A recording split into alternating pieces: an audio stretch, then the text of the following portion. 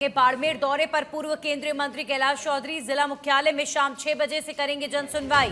बाड़मेर जिला अध्यक्ष अनंत राम बिश्नोई, चौहटन विधायक आदुराम मेघवाल, शिव बाइतू और बाड़मेर विधानसभा प्रत्याशी रहे स्वरूप सिंह खारा, पूर्व मंत्री चौधरी दुर्गा रेजिडेंसी चौहटन रोड बाड़मेर में सुनेंगे जन सुनवाई।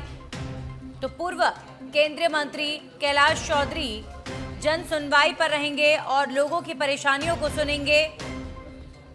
इसी के साथ ही बड़ी संख्या में लोग पहुंचेंगे अपनी परेशानियों को रखने के लिए पूर्व मंत्री कैलाश चौधरी के सामने, क्योंकि अपने क्षेत्र की जनता से, जैसा कि कैलाश चौधरी पहले सांसद रह चुके हैं और केंद्र सरकार में मंत्री भी रह चुके हैं, तो जनता के साथ जो कनेक्शन उनका रहा है अपने क्षेत्र को लेकर, हर कोई जानता है कि बड़ी संख्या में लोगों के साथ कनेक्टिविटी उनकी आज भी लगातार बरकरार है और अपने क्षेत्र के लोगों की परेशानियों को सुनने के लिए आज पहुंचेंगे पूर्व केंद्रीय मंत्री कैलाश चौधरी। बाड़मेर दौरे पर रहेंगे।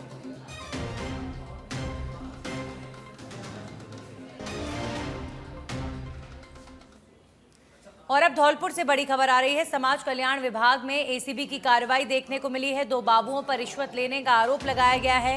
एंटी करप्शन ब्यूरो की टीम समाज कल्याण विभाग ऑफिस में कार्रवाई कर रही है। ACB additional SP Surendra Kumar के नेतृत्व में कार्रवाई की गई है।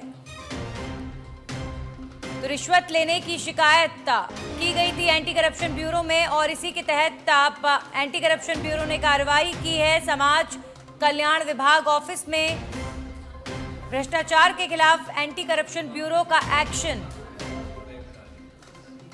Anti corruption bureau additional SP कार्रवाई करने के लिए पहुंचे हैं। धौलपुर से ये खबर आ रही है।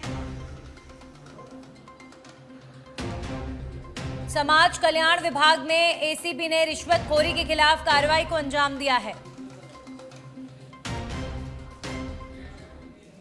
और अब खबर राजधानी जयपुर से है। प्राइवेट स्कूलों से ये खबर आ रही है। प्राइवेट स्कूलों में अप्रैल से नया शिक्षा सत्र शुरू हो जाएगा। स्कूल संचालकों ने सत्र से पहले ही 10 से 25% फीस बढ़ा दी है। संयुक्त अभिभावक संघ ने प्राइवेट स्कूल संचालकों पर आरोप लगाया है। फीस एक्ट कानून और सुप्रीम कोर्ट के आदेश की अवहेलना का आरोप लगाया जा रहा है। संघ की तरफ से कहा गया है कि एक्ट के अनुसार स्कूलों को 3 साल में फीस बढ़ाने का अधिकार है, वो भी तब जब स्कूल फीस एक्ट कानून की पालना सुनिश्चित करता हो। प्रदेश में प्राइवेट स्कूल में एडमिशन का दौर जारी है। नए सत्र 2025-26 शुरू हो चुके हैं और इनकी तैयारियां स्कूलों की तरफ से कर ली गई हैं। संयुक्त अभिभावक संघ के प्रवक्ता अभिषेक जैन ने ये बात रखी है कि स्कूल मनमाने ढंग से अपनी फीस बढ़ा रहे हैं, जो माता पिता को परेशान कर रही है। संयुक्त अभिभावक संघ का बड़ा आरोप, प्रवक्ता अभिषेक जैन ने स्कूलों पर मनमाने ढंग से फीस बढ़ाने का आरोप लगाया है।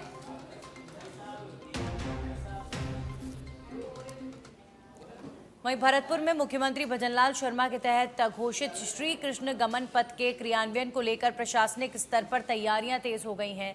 इसी कड़ी में गृह राज्य मंत्री जवाहर सिंह बेड़म और राजस्थान धरोहर प्राधिकरण के अध्यक्ष ओमकार सिंह लखावत ने बांके बिहारी मंदिर का निरीक्षण किया। इस दौरान मंदिर तक जाने वाले मार्ग के सौंदर्यीकरण और विकास कार्यों की समीक्षा भी की गई। के लोठा में घोषणा की थी कि राजस्थान की सरकार कृष्ण गमन पथ को डेवलप करेगी। उनके आने वाले तीर्थ स्थल, पूज्य स्थल और उस मार्ग पर जन सुविधाएं निर्मित हों, इसका काम हम करेंगे। उसी श्रृंखला में हमारे राजस्थान सरकार की जो धरोहर प्रोन्नति प्राधिकरण है, उसके अध्यक्ष माननीय ओमकार सिंह जी लखावत साहब माननीय मुख्यमंत्री जी के निर्देश पर उस कृष्ण गमन पथ का पूरे का निरीक्षण कर रहे हैं। मैं अभी आज इनके साथ हूँ और पूरे पथ का निरीक्षण करने के बाद इसकी डीपीआर बन करके बहुत जल्दी ही धरातल पर उन चीज़ों को उतारा जाएगा जो भगवान श्री कृष्ण से संबंधित हैं और नई पीढ़ी के लोग उनको आत्मसात करके हमारी परंपरा, हमारी विरासत और हमारे आराध्य उनका ज्ञान भी प्राप्त कर सकें और हमारी संस्कृति का प्रचार कर सकें। माननीय मुख्यमंत्री भजनलाल जी ने ये निर्देश दिए हैं, आदेश भी किया है इसी भगवान कृष्ण मथुरा से लेकर के और संदीपन ऋषि के आश्रम उज्जैन अध्ययन के लिए जब गए थे, उस मार्ग को कृष्ण पथ के रूप में विकसित किया गया। राजस्थान में जो स्थान इसमें आता है, आज हमने वस्तुतः भगवान कृष्ण से जुड़े हुए स्थान और उनकी पूजा और आस्था से जुड़े हुए स्थानों का दौरा किया है। हमने आपका जो उत्तर प्रदेश की जो मथुरा की सीमा लगती है, वहाँ से हम आए। यहाँ के बाद में आप झील का जो बड़ा है वहाँ जाएंगे, केम्बरी जाएंगे, माननीय जवाहर सिंह जी हमारे इस दृष्टि से यहाँ के महत्व और इस सब के विषय में, लोक आस्था के विषय में हमारे को मार्गदर्शन भी करेंगे। और उसके बाद में हम करौली जाएंगे। और अब खबर अजमेर से है, जहां पर एडीजी हवा सिंह घुमरिया 2 दिवसीय दौरे पर अजमेर पहुंचे, जहां पर पुलिस लाइन में जवानों ने उन्हें गार्ड ऑफ ऑनर दिया, जिसके बाद उन्होंने वार्षिक निरीक्षण कर पुलिस की कार्य प्रणाली की समीक्षा की। निरीक्षण के दौरान एडीजी ने जवानों की परेड देखी और सुरक्षा व्यवस्था का जायजा लिया। इसके बाद अजमेर एसपी कार्यालय की व्यवस्थाओं का अवलोकन भी किया गया।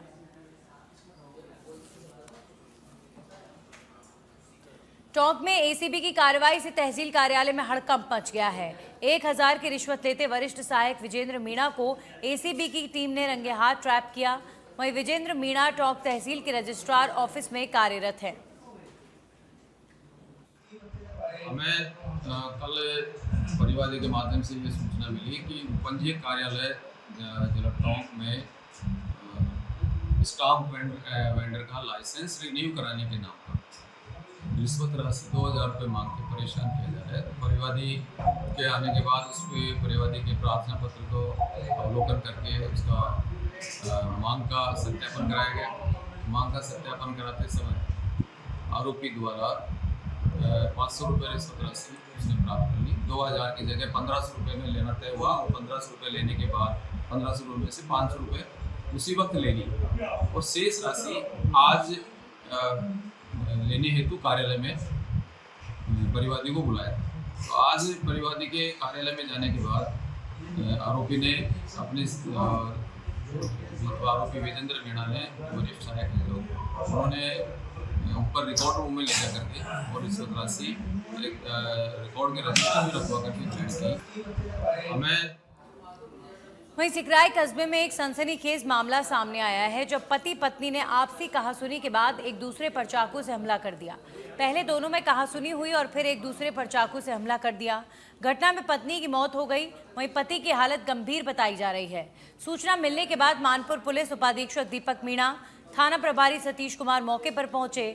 वहीं घटनास्थल का मौका मुआयना किया गया। मानपुर थाना प्रभारी सतीश कुमार ने बताया कि अफसाना बानो भीलवाड़ा की नर्सिंग कर्मी थी, जिसकी 13 जनवरी को सिकराय अस्पताल में पोस्टिंग हुई थी। सिकराय कस्बे में महिला ने किराए पर कमरा लिया था, जिसके चलते महिला का पति भी सिकराय आया हुआ था। लेके अपने जो ये हींग वाला मोहल्ला है, उसके अंदर कोई पति पत्नी ने आपस में वो झगड़ा करके और वो पड़े हुए हैं वहाँ पे, और सूचना ये है कि मर्डर हो गया, जिसके ऊपर तुरंत वहां से पहुंचे। मैं और सीओ साहब सारे यहाँ पे पहुंच गए तो देखा तो पत्नी मृत अवस्था में थी और पति है उसकी सांसें चल रही थी, और जो उनको एम्बुलेंस से रेफर किया गया जो सिकराय हॉस्पिटल, और सिकराय हॉस्पिटल से उनको दौसा और दौसा से पति को रेफर कर दिया। कल कमरा दिया था, 4 बजे करीब कमरा दिया था, बताया था, और 7 बजे ड्यूटी से आई।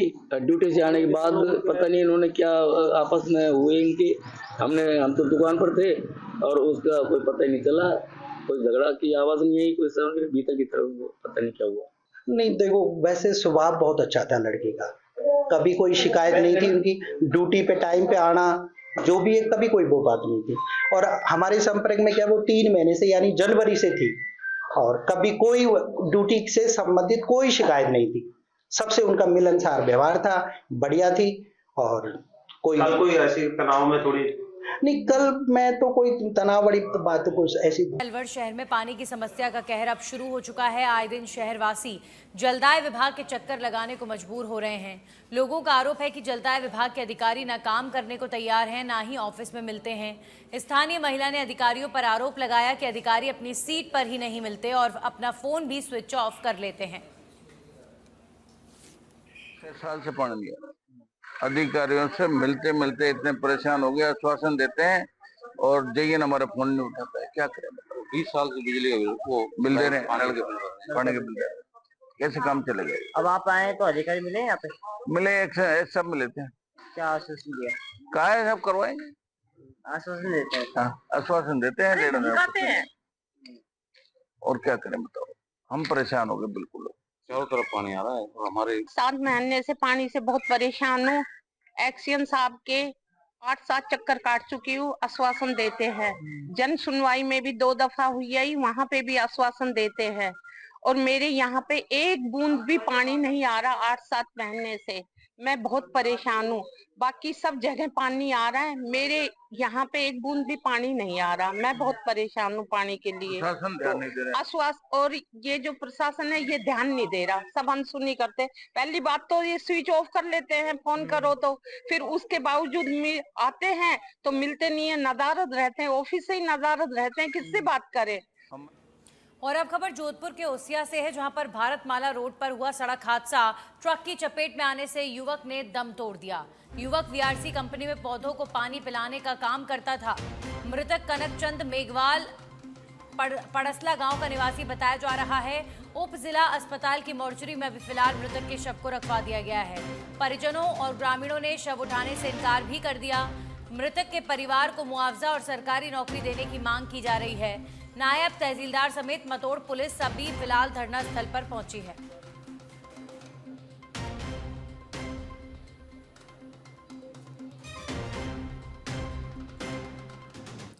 अब खबर सिरोही के पिंडवाड़ा से है, जहां पर एक ही समाज के 2 पक्षों में मारपीट हुई है। जमीनी विवाद को लेकर मारपीट की घटना को अंजाम दिया गया।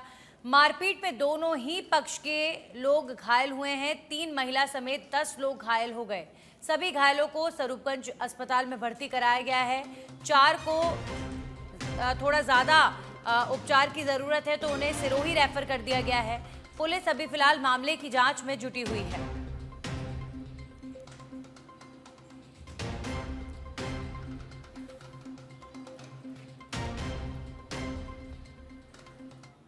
और अब खबर श्रीगंगानगर से है। श्रीगंगानगर के रावला में 2 गुटों में आपसी झड़प में एक गुट पर दूसरे गुट ने हमला कर दिया। झड़प में 2 गाड़ियां भी क्षतिग्रस्त हुई हैं। फिलहाल पुलिस ने गाड़ियों को कब्जे में ले लिया है और दोनों तरफ के आरोपी मौके से फरार बताए जा रहे हैं। श्रीगंगानगर के रावला में 2 गुटों में आपसी झड़प, जिसमें से एक गुट ने दूसरे गुट पर बुरी तरीके से हमला किया है। कई लोग घायल बताए जा रहे हैं। अभी फिलहाल पुलिस पहुंची है, मामले को सुलझाने की कोशिश की जा रही है। दोनों तरफ के जो मुख्य आरोपी हैं वो फरार बताए जा रहे हैं। प्रतापगढ़ में अवैध शराब के खिलाफ बड़ी कार्रवाई हुई है, जिसके तहत 3200 लीटर वॉश नष्ट की गई है। 16 लीटर हथकड़ शराब भी जब्त की गई है। बता दें कि सालमगढ़ में अवैध शराब के खिलाफ चलाए जा रहे विशेष अभियान के तहत विभाग ने सालमगढ़ और रायपुर क्षेत्र में कार्रवाई को अंजाम दिया। इस कार्रवाई को लेकर खबर है कि नेतृत्व इसका आबकारी अधिकारी योगेश श्रीवास्तव द्वारा किया गया है।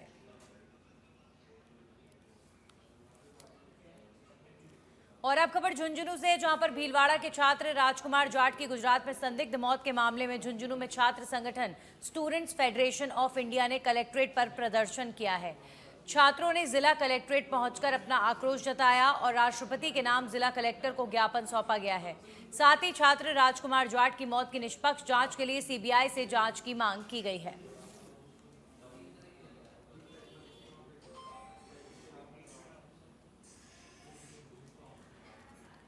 आज एसएफआई ने भीलवाड़ा का जो छात्र जो गुजरात के अंदर पिछले 30 साल से अपने पिताजी के साथ रह रहा था, जो एक इंटेलिजेंट विद्यार्थी था, जो 10th क्लास का टॉपर था और जो यूपीएससी की तैयारी कर रहा था, जिसकी वहां के पूर्व एमएलए जयराज जडेजा, उसके बेटे गणेश जडेजा, जो वर्तमान भी उनकी पत्नी है वो एमएलए है, जिनका इस हत्या के अंदर संदिग्ध नाम है। और हम चाहते हैं कि इस हत्या की न्यायिक जांच हो, सीबीआई जांच हो। जिस छात्र के शरीर के ऊपर रिपोर्ट के अंदर 48 चोट आई हैं और फॉरेंसिक रिपोर्ट के अंदर बाकायदा न्यूज़पेपर के अंदर ये छपाया है कि ऐसी चोटें कोटा शहर के उद्योग नगर इलाके के थेगड़ा में दाई मुख्य नहर में युवक का शव मिला है, जिसके बाद परिजनों ने हत्या की आशंका जाहिर की है। वहीं उद्योग नगर थाना एएसआई गिरिराज मीणा ने बताया कि शुरुआती तौर पर पानी में डूबने से मौत लगती है। फिलहाल पुलिस मामले की जांच कर रही है। गिरिराज मीणा एएसआई थाना उद्योग नगर कोटा मैं कल दिनांक 24/3/2025 को ड्यूटी पर मौजूद था। मुझे शाम को करीबन 6:30 बजे करीबन जरिए कंट्रोल रूम सूचना मिली कि एक व्यक्ति की लाश थेगड़ा नहर में पुलिया के पास पानी में तैरती हुई मिली है। इस सूचना पर मैं गया, गोताखोरों की टीम बुलाकर लाश को बाहर निकलवाया। तो उसी दौरान परिवारजन भी वहां पर आ गए, जिन्होंने लाश को देखा तो मृतक को मोहम्मद समीर पुत्र मोहम्मद दिलसाद जाति मुसलमान निवासी हेड मौलवी मस्जिद के पास लाडपुरा कोटा की होना शिनाख्त किया गया।